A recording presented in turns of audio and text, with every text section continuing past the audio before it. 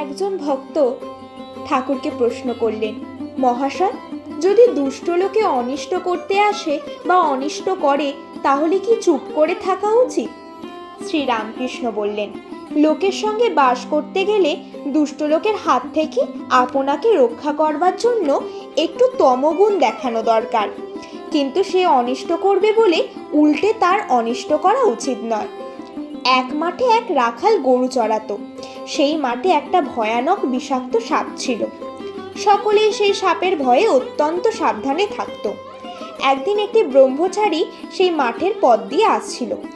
রাখালেরা দৌড়ে এসে বলল, ঠাকুর মহাশয়, ওদিক দিয়ে যাবেন না, ওদিকে একটা ভয়ানক বিষাক্ত সাপ আছে। ব্রহ্মচারী বললে, বাবা তা হোক, আমার তাতে ভয় নাই, আমি মন্ত্র জানি। এই কথা বলে ব্রহ্মচারী সেই দিকে চলে গেল। রাখালেরা ভয়ে কেউ সঙ্গে গেল না। এদিকে সাপটা ফনা তুলে দৌড়ে আসছে, কিন্তু কাছে না আসতে আসতে ব্রহ্মচারী যেই একটি মন্ত্র পড়লে অমনি সাপটা কেঁচোর মতন পায়ের কাছে পড়ে রইল। ব্রহ্মচারী বললে, ওরে, তুই কেন পরের হিংসা করে বেড়াস? আয়, তোকে মন্ত্র দিব। এই মন্ত্র জপলে তোর ভগবানে ভক্তি হবে, ভগবান লাভ হবে, আর হিংসা প্রবৃত্তি থাকবে না। এই বলে সে সাপকে মন্ত্র দিল। সাপটা মন্ত্র পেয়ে গুরুকে প্রণাম করে আর জিজ্ঞাসা করল, ঠাকুর, কি করে সাধনা করব বলুন? গুরু বললেন, এই মন্ত্র জপ করো আর কারো হিংসা করো না। ব্রহ্মচারী যাওয়ার সময় বললে, আমি আবার আসবো। এই রকমই কিছুদিন যায়। রাখালেরা দেখে যে সাপটা আর কামড়াতে আসে না। ঢেলা মারে, তবুও রাগ হয় না, যেন কেঁচোর মতো হয়ে গেছে। একদিন একজন রাখাল কাছে গিয়ে লেজ ধরে খুব ঘুরপাক দিয়ে তাকে আছড়ে ফেলে দিল। সাপটার মুখ দিয়ে রক্ত উঠতে লাগলো, আর সে অচেতন হয়ে পড়ে রইল, নড়েও না চড়েও না। রাখালেরা মনে করলো যে সাপটা মরে গেছে। এই মনে করে তারা সবাই চলে গেল। অনেক রাত্রে সাপের চেতনা হলো। সে আস্তে আস্তে অতি কষ্টে তার গর্তের ভিতরে চলে গেল। শরীর চূর্ণ, নড়বার শক্তি নাই। অনেকদিন পরে যখন অস্থি চর্মসার, তখন বাহিরে আহারের চেষ্টায় রাত্রে একবার চড়তে আসতো। ভয়ে দিনের বেলা আসতো না। মন্ত্র লওয়া অবধি আর হিংসা করে না। মাটি পাতা গাছ থেকে পড়ে গেছে এমন ফল খেয়ে প্রাণ ধারণ করত। প্রায় 1 বৎসর পরে ব্রহ্মচারী সেই পথে আবার এলো। এসে সাপের সন্ধান করলে।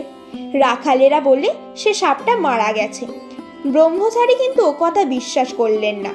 সে জানে যে মন্ত্র নিয়েছে তার সাধনা না হলে দেহত্যাগ হবে না। খুঁজে খুঁজে সেই দিকে তার দেওয়া নাম ধরে ডাকতে লাগলো। সে গুরুদেবের আওয়াজ শুনে গর্ত থেকে বেরিয়ে এলো ও খুব ভক্তিভাবে প্রণাম করলো। ব্রহ্মচারী জিজ্ঞাসা করলো, তুই কেমন আছিস? সে বললে, আজ্ঞে ভালো আছি। ব্রহ্মচারী বললে, তবে তুই এত রোগা হয়ে গেছিস কেন?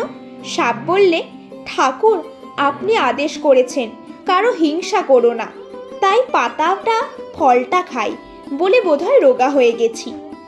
ওর সত্যগুণ হয়েছে কিনা তাই কারোর উপর ক্রোধ নাই। সে ভুলেই গিয়েছিল যে রাখালেরা মেরে ফেলবার জোগাড় করেছিল। ব্রহ্মচারী বললে, শুধু না খাওয়ার দরুন এরূপ অবস্থা হয় না, অবশ্য আরও কারণ আছে, ভেবে দেখো। সাপটা মনে পড়ল যে রাখালেরা তাকে আছাড় মেরেছিল। তখন সে বললে, ঠাকুর, মনে পড়েছে বটে, রাখালেরা একদিন আছাড় মেরেছিল। তারা অজ্ঞান, জানে না যে আমার মনের কি অবস্থা। আমি যে কাহাকেও কামড়াবো না বা কোনরূপ অনিষ্ট করব না, কেমন করে জানবে? ব্রহ্মচারী বললে, ছি, তুই এত বোকা, আপনাকে রক্ষা করতে জানিস না? আমি কামড়াতে বারণ করেছি, ফোঁস করতে নয়। ফোঁস করে তাদের ভয় দেখাস নাই কেন? দুষ্ট লোকের কাছে ফোঁস করতে হয়, ভয় দেখাতে হয়, পাছে অনিষ্ট না করে।